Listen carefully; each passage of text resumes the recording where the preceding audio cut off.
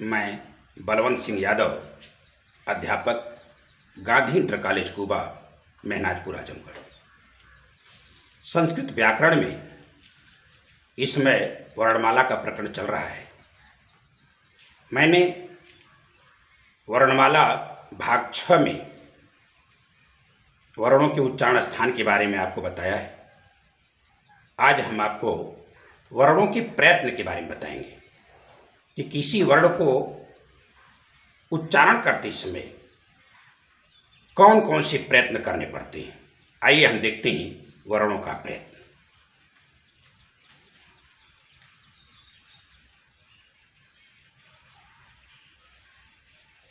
प्रयत्न जिसे यत्न भी कहते हैं। यदि यत्न लिखा हुआ मिल जाए तो आप घबराइएगा मत, ये प्रयत्न है। प्रयत्न क्या है? वर्णों के उच्चारण में उच्चारणकर्ता को कुछ चेष्टा करनी पड़ती है।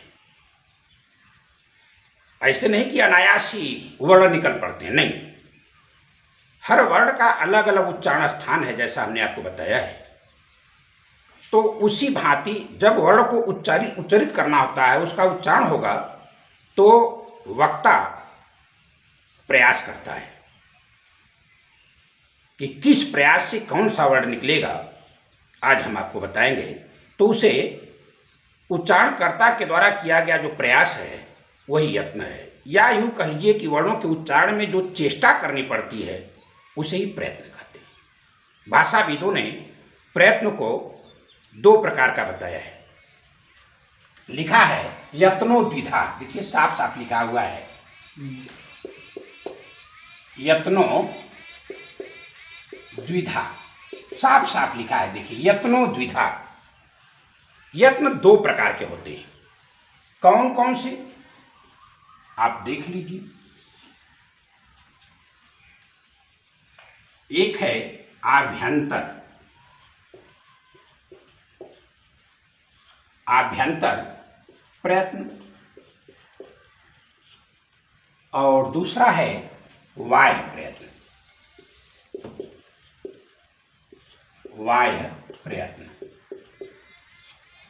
यत्नो द्विधा का अर्थ है कि यत्न 2 प्रकार के होते हैं। जो चेष्टा की जाती है उसे 2 भागों में बांटा गया है। एक है आभ्यंतर प्रयत्न और दूसरा है बाह्य प्रयत्न। आभ्यंतर शब्द देखिए स्पष्ट हो रहा है, शब्दार्थ देखिए इसका। आभ्यंतर, आभ्यंतर नहीं, हमारे संस्कृत में शुद्ध शब्द आभ्यंतर है। जैसे हिंदी में कहा जाता है विस्तार, लेकिन हमारे संस्कृत में विस्तर। कुछ शब्द हैं भाषा वैज्ञानिक उसको कसौटी पर कसे हैं। जैसे हिंदी में अंतर्राष्ट्रीय लिखते हैं, संस्कृत में अंतर्राष्ट्रीय है। तो यहाँ पर देखिए आभ्यंतर प्रयत्न। आभ्यंतर, आभ्यंतर प्रयत्न क्या है? मुख विवर से लेकर के कंठ प्रयत्न। ये देखिए कंठ तक, मुख विवर से लेकर के कंठ तक। ये कंठ है, ये कंठ है, ये पूरा कंठ नहीं है, कंठ ये है। मुख विवर से लेकर के कंठ तक जो चेष्टा होती है वर्णों के उच्चारण में, वो आभ्यंतर प्रयत्न कहलाता है। आभ्यंतर प्रयत्न को भी भाषाविदों ने पंचधा बांटा है।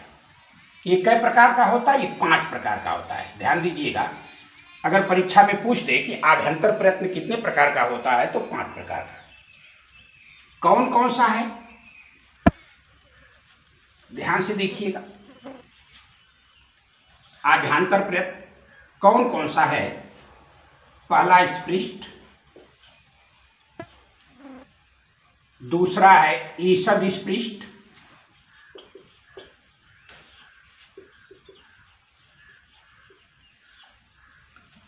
तीसरा है ईषद विवृत, चौथा है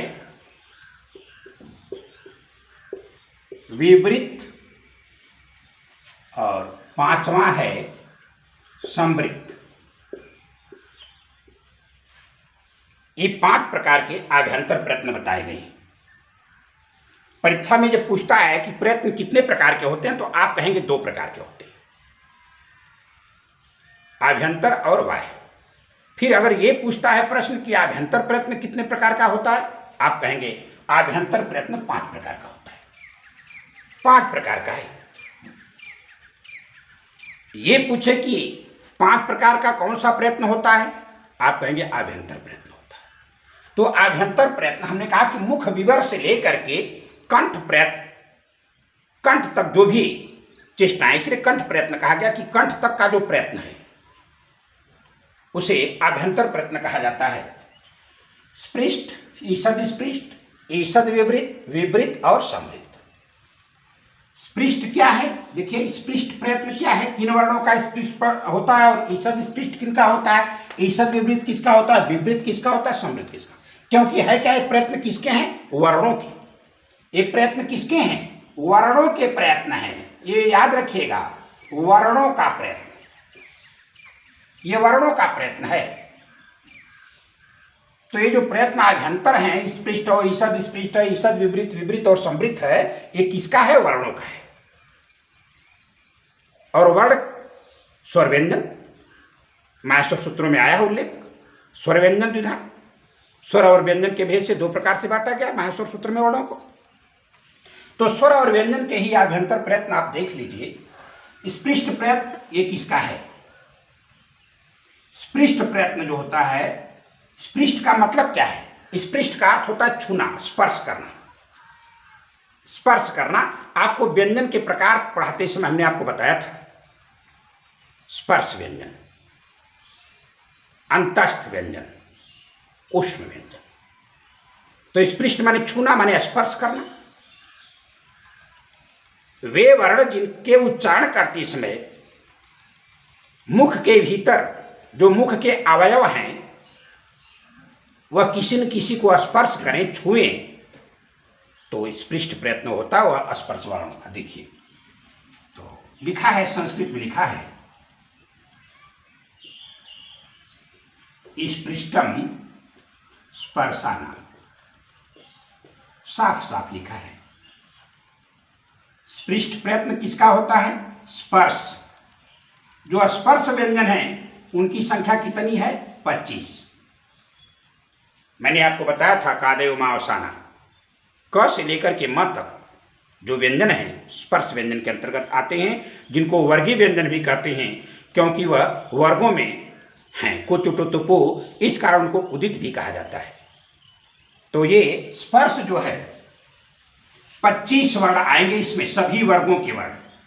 आपको देखिए लिखा है साफ साफ, स्पृष्ट माने स्पृष्टम, जो स्पृष्ट प्रयत्न है वो किसका, स्पर्शानाम, स्पर्शानाम। स्पर्शों का है, स्पर्श क्या है, व्यंजन है। क्योंकि स्वर स्पर्श नहीं होते, याद रखिएगा, स्वर तो स्पर्श होते ही नहीं।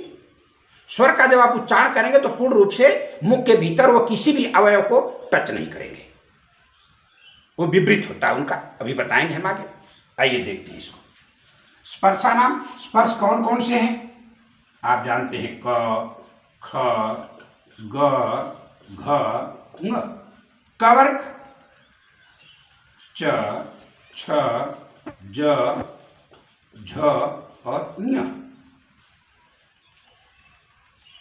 ट, ठ, ड, ढ, ढ़। त, थ, द, ध, न। और प, फ, ब, भ, म। देखिए क, ख, ग, घ, ङ, च, छ, ज, झ, ञ, ट, ठ, ड, ढ, ढ़, त, थ, द, ध, न, प, फ, ब, भ, म। इनको आप हलंत करते हैं, चूंकि व्यंजन है आधे हैं, लेकिन यहाँ उच्चारण के कारण हम की शुद्धता हो इसलिए इसमें अतिरोहित है। अतिरोहित है, नहीं तो आप इसको हलंत कर सकते हैं। मैं हलंत इसलिए नहीं कर रहा हूं कि आप इसको उच्चारण करके देख सकते हैं। तो एक क वर्ग का है, आपको पता है ये किसका है, ये क वर्ग है। ये क्या है, ये च वर्ग है। और ये क्या है, यह ट वर्ग है, यह त वर्ग है और यह प वर्ग है।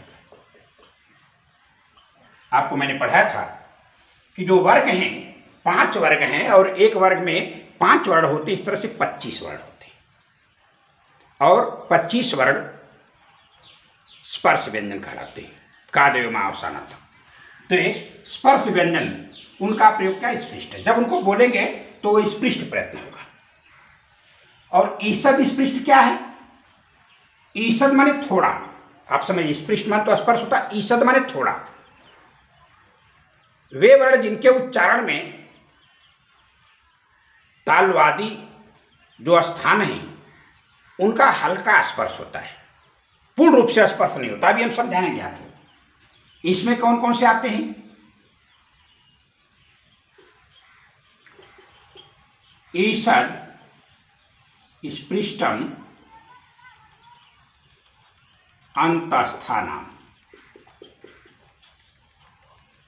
ये देखिए लिखा है, ईषद स्पृष्टम अंतस्थानम। ईषद स्पृष्टम अंतस्थानम, इस म में अ जुट गया है अंतस्थ का। ईषद स्पृष्टम अंतस्थानम। आप कहेंगे स्पृष्टम यहाँ पे अनुस्वार है, यहाँ पे क्यों नहीं है? मैं आपको अनुस्वार संधि जब पढ़ाऊंगा व्यंजन में जाकर के, तो मोनुस्वार सूत्र आएगा, वो आपको बताएगा कि कैसे म का अनुस्वार हो जाता है। और अगर बाद में स्वर है उसके तो अनुस्वार नहीं होगा, वह स्वर आके जुट जाता है। देखिए अंतस्थानम अस्वर था, वह आके म में जुट गया, म पूरा हो गया। ईषद स्पृष्टम अंतस्थानम, ईषद स्पृष्ट जो प्रयत्न है वह किनका है? अंतस्थ वर्णों का। अंतस्थ कौन कौन है? यड़ो अंतस्था, आप पढ़िए, बताया गया है। क्या बताया गया है? यड़ो अंतस्था। यड़ प्रत्याहार में आने वाले जो वर्ण हैं वो अंतस्थ कहलाते हैं। चूंकि ये अर्ध स्वर में आते हैं इसलिए पूर्ण रूप से स्पर्श नहीं करते, पूर्ण रूप से स्पर्श नहीं करते, अंतस्थ हैं ये। आप देखिए कौन कौन से हैं? य, व, र और ल। क्योंकि व्यंजन है, आप हलंत भी कर सकते हैं, लेकिन मैं उच्चारण की शुद्धता के अनुसार आपको समझाने के लिए मैं हलंत नहीं कर रहा हूं। नहीं तो आप इन सबको हलंत कर सकते हैं, इन सबको आप हलंत कर सकते हैं। चूंकि ये व्यंजन है, आप इन सबको हलंत कर सकते हैं। बस समझाने के लिए मैं इनको छोड़ा था। आप देखिए, यड़ो अंतस्था, यड़ प्रत्याहार में आने वाले जो वर्ण हैं वो अंतस्थ हैं। जो अंतस्थ व्यंजन है वो पूर्ण रूप से स्पर्श नहीं करते, तालवादी स्थानों को हल्का स्पर्श करते हैं। ईषद माने थोड़ा, देखिए लिखा है ईषद, यहाँ ईषद स्पृष्ट, ईषद माने थोड़ा स्पर्श करते हैं, और यहाँ स्पृष्ट माने पूर्ण रूप से स्पर्श करते हैं। अभी आपको हम समझाएंगे। और फिर क्या है? ईषद विवृत, देखिए आ गया ईषद विवृत। ईषद माने थोड़ा, विवृत माने खुला हुआ। ये किसका होता है? ईषद विवृत किसका होता है? आप देख लीजिए, ईषद विवृतम मुष्माणाम। जो ईषद विवृत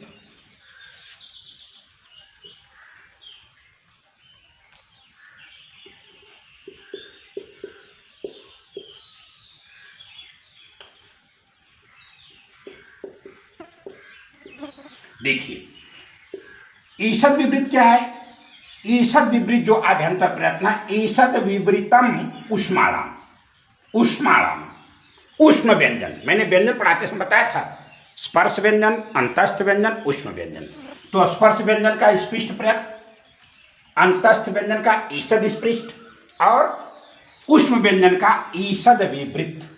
ईषद माने थोड़ा, विवृत माने खुला हुआ। विवृत का अर्थ ही होता है खुला हुआ, थोड़ा सा खुला हुआ, मुख थोड़ा सा खुलेगा। अभी समझाएंगे आपको। इसमें कौन कौन आएंगे? उष्म व्यंजन। कौन कौन? सलोष्मा, मैंने आपको पढ़ाया सलोष्मा, सल प्रत्याहार में आने वाले सलोष्मा। देखिए सलोष्मा, सल प्रत्याहार में आने वाले कौन कौन से हैं?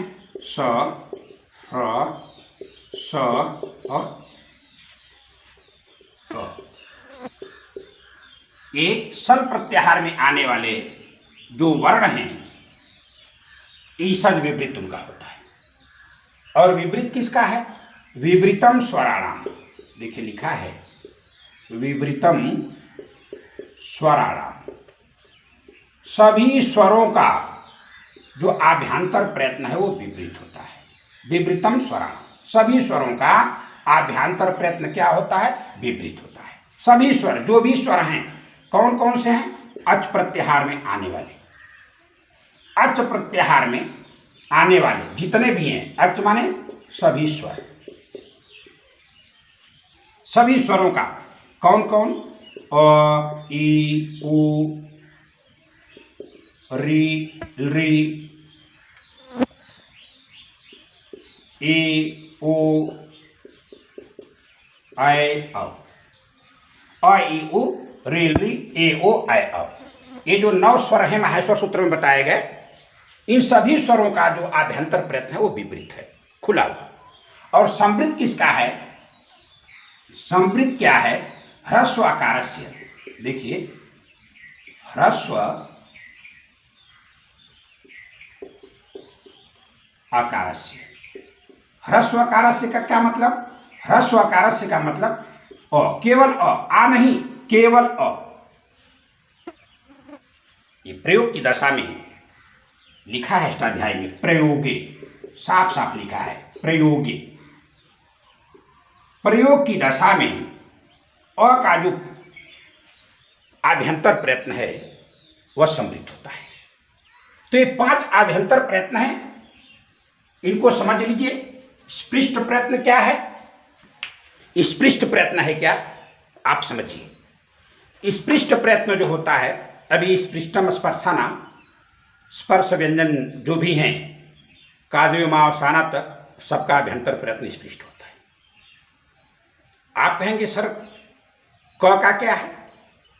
ये तो कंठ से निकल रहा है, तो कंठ कहाँ स्पर्श कर रहा है? कर रहा है, ये कंठ ध्वनि है, ये भी स्पर्श कर रहा है। च छ तो आपको समझ में आ रहा है, हम समझ रहे हैं। जैसे आप उच्चारण कर रहे हैं तो जिह्वा तालु के पास चली गई, च छ ज झ स्पर्श कर रहा है, आप समझ रहे हैं। ट ठ ड ढ मूर्धा को ठोकर मार रही है, स्पर्श कर रहा है। आप देख रहे हैं त थ दांत के पास आ गया, त थ द ध, ये भी आप समझ रहे हैं स्पर्श, ये पूर्ण रूप से स्पर्श कर रहा है। प फ देखिए उठ, प फ ब भ, ये भी स्पर्श कर रहा है। मुख के अवयव स्पर्श करते हैं इन वर्णों को निकलते समय। जब ये वर्ण निकल रहे हैं तो ये स्पर्श करते हैं, इसलिए इनको स्पर्श प्रयत्न कहा गया, स्पृष्ट प्रयत्न कहा गया। लेकिन आप कहेंगे कि कंठ कैसे स्पर्श करेगा? करेगा। आप कंठ को समझ नहीं रहे, कंठ है क्या? यहां देखिए, ये जो है काकल, इसको कहते हैं नीचे गल छिद्र है, ये काकल कहलाता है। ये जो गल छिद्र है एक काकल है यहाँ, इसके ऊपर जो स्वरतंत्री है यहाँ, ये कंठ है। कंठ ये पूरा नहीं है, ये तो गल छिद्र है, ये काकल है, गल छिद्र है। ये ऊपर जो क्या है, यह आपका स्वरतंत्री, वो कंठ है। आप जब बोलेंगे क को बोलकर देखिए, आप बोले क, देखिए आभ्यंतर प्रयत्न है ना, आभ्यंतर प्रयत्न है, तो आप क को बोलने का प्रयास कीजिए। ख को बोलने का प्रयास, बोलिए मत, क्योंकि आप बोल देंगे समझ नहीं पा रहे, हम समझ रहे, आप समझ नहीं पा रहे क्योंकि आप बोल दे रहे हैं। बोलने का प्रयास कीजिए, क बोलिए मत। देखिए क, देखिए हाथ टच कर रहा, दब रहा है, क माने स्पर्श करके छूट रहा है, क ख। आप देखिए, तो ये क ख भी स्पर्श कर रहा है, आप समझ नहीं पा रहे। कंठ जो है वह स्वर्णली, वहां पे कंठ स्पर्श कर रहा है, इसलिए क को भी, क वर्ग को भी स्पर्श स्पृष्ट प्रयत्न में रखा गया, स्पर्श व्यंजन है ये आप समझ रहे होंगे। थोड़ा सा प्रयास करेंगे समझ जाएंगे, क्योंकि क ख ग घ बोल दे रहे हैं, आप नहीं समझ पा रहे हैं, तो निकल रहा को विसर्जनीय नाम कंठ बोल दिए आप, ये तो कंठ से कंठ किससे स्पर्श करेगा भाई? ऊपर तो जीवा स्पर्श कर रही है, तालु को कर रही है, मूर्धा को कर रही है, दांत को कर रही है, होठ दोनों सट रहे हैं, ये तो आप देख पा रहे हैं, समझ पा रहे हैं।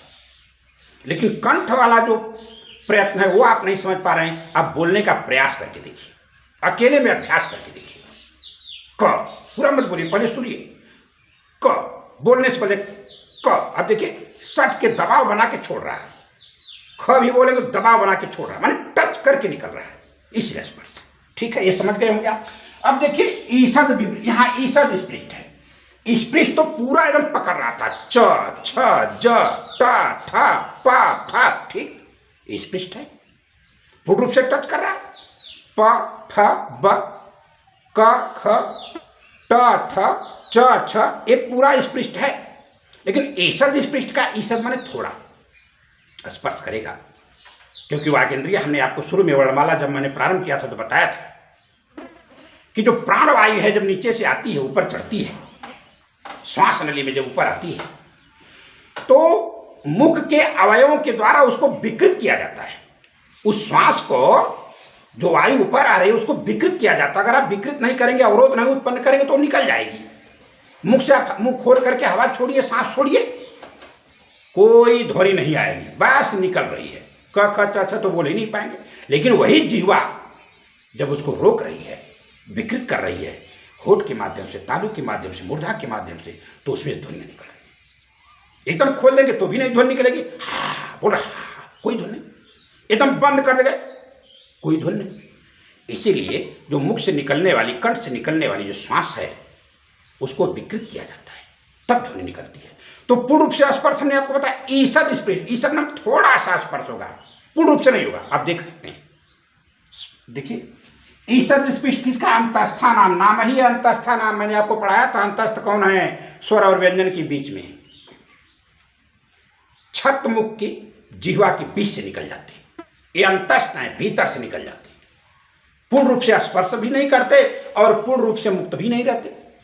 आप बोलकर देखिए, य देखिए, य है नहीं, यहाँ है अंतस्थ। अंतस्थ में एड़ो अंतस्थ है, एड़ प्रत्याहार में आने वाले अंतस्थ हैं। देखिए यहाँ पे हमने लिखा है एड़ो अंतस्थ है, एड़ प्रत्याहार में आने वाले अंतस्थ वर्ण हैं। एड़ प्रत्याहार में कौन कौन से आते हैं? य व र ल, हैवरट के य से शुरू करते हैं, लड़के र को लेते हैं तो य व र ल।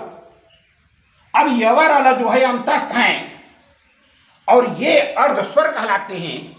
आप जानते हैं स्वर स्पर्श नहीं होता, वो स्वर निकल जाता है, वो चिपकता नहीं है कहीं जाके, टच नहीं करता है, और व्यंजन टच करता है। ये अर्ध स्वर हैं, इनको आप बोलेंगे तो बीच से निकल जाएंगे। य व, आप बोलकर देखिए।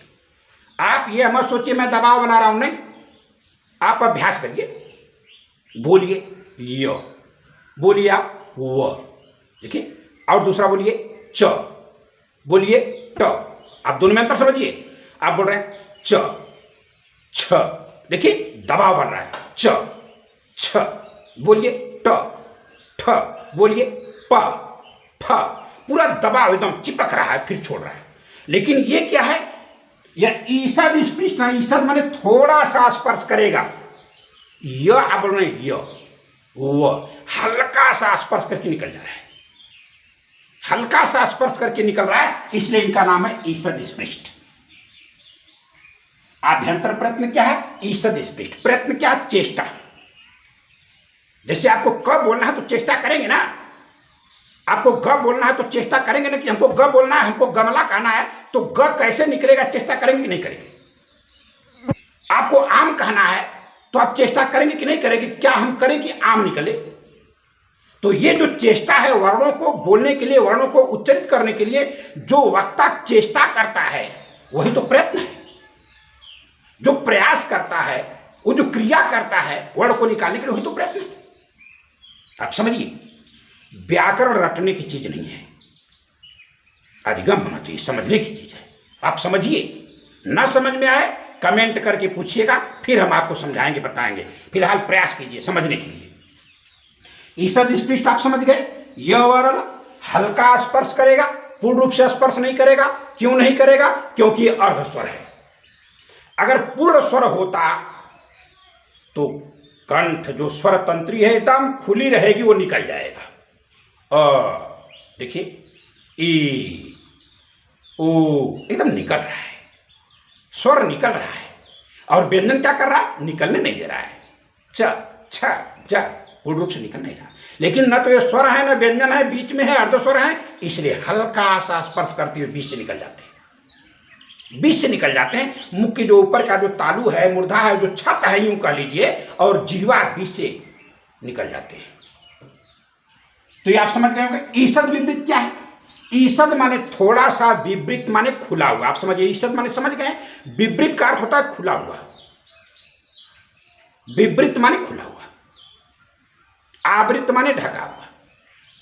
अब यहां है ईषद विवृत, थोड़ा सा खुला हुआ। अगर इसी को कह दे ईषद समृद्ध तो एक ही बात है, कहेगा नहीं, लेकिन अगर कोई कह दे ईषद समृद्ध तो एक ही बात है। ईषद विवृत माने मुख थोड़ा खुला है और ईषद समृद्ध माने मुख थोड़ा बंद है। आ गई वही पोजीशन, मुख थोड़ा खुला है और मुख थोड़ा बंद है, बात वही, लेकिन अभ्यंतर प्रयत्न क्या है? ईषद विवृत, थोड़ा खुला हुआ।